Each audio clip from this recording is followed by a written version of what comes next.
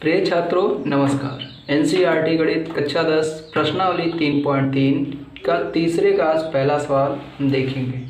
आइए सवाल पढ़ लेते हैं, उसके बाद सवाल को हल करते हैं। दो संख्याओं का अंतर 26 है और एक संख्या दूसरी संख्या की 3 गुनी है, उन्हें ज्ञात करना है। इस सवाल में दो शर्त दी गई है।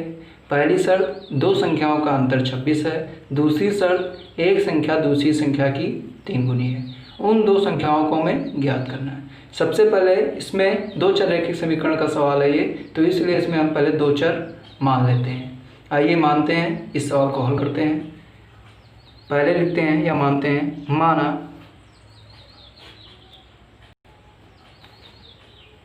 पहली संख्या बराबर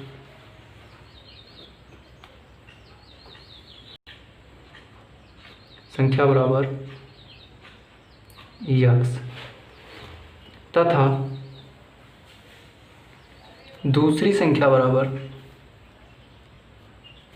दूसरी संख्या बराबर मान लेंगे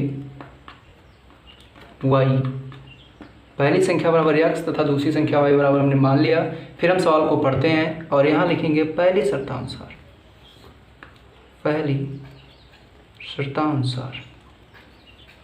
पहली शर्त हमारा क्या कहता है, दो संख्याओं का अंतर 26 है। लिख लेते हैं दो संख्याओं, इससे आप लोगों को लिखने में आसानी होगी। दो संख्याओं का अंतर 26 है।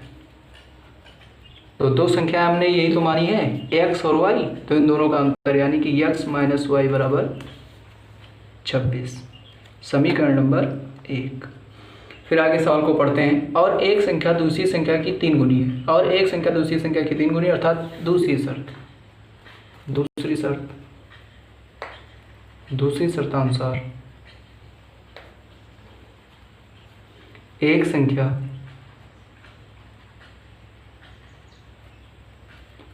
दूसरी संख्या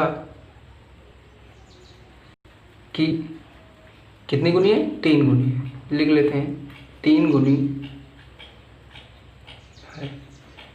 तो यक्स बराबर वाई लिखेंगे, यक्स बराबर वाई। लेकिन ये बराबर कब होंगे, जब दूसरी संख्या को हम 3 से गुणा कर देंगे। क्यों? क्योंकि दूसरी शर्त हमारा क्या कहता है, एक संख्या दूसरी संख्या की 3 गुनी है।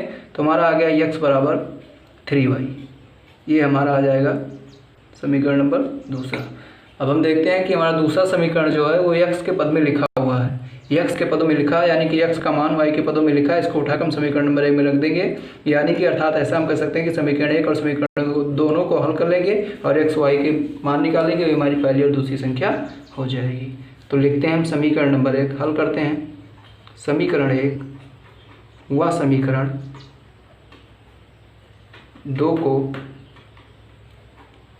हल करने पर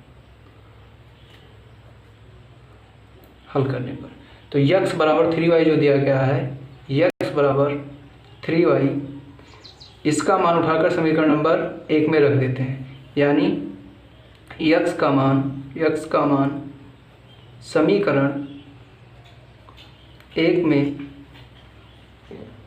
रखने पर, समीकरण 1 में रख देते हैं। तो रखेंगे समीकरण 1 क्या है, यक्स माइनस वाई बराबर 26।